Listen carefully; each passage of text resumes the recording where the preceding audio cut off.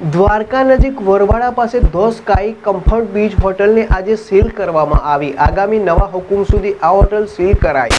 દ્વારકા નજીક વરવાડા પાસે the sky comfort beach હોટલને આજે સીલ કરવામાં આવી। આગામી નવા હુકમ સુધી આ હોટલ સીલ કરાઈ।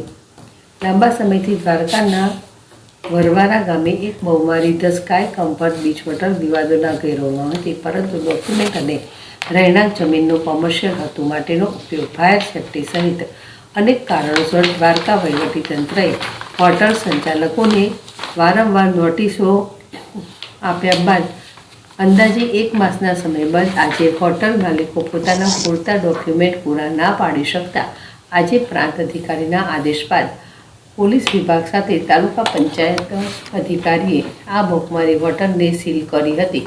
આ પ્રખ્યાત બહુમાળી હોટલ સરકારના નિયમોને નેવી મૂકીને બનાવાઈ હતી, ત્યારે અનેક વખત નોટિસો આપ્યા બાદ આખરે આજે આ બહુમાળી હોટલને સીલ કરવામાં આવી, જેથી સરકારી નિયમોને ધોઈને પી જનારા મિલકત માલિકોને કાયદાનો ડર રહે।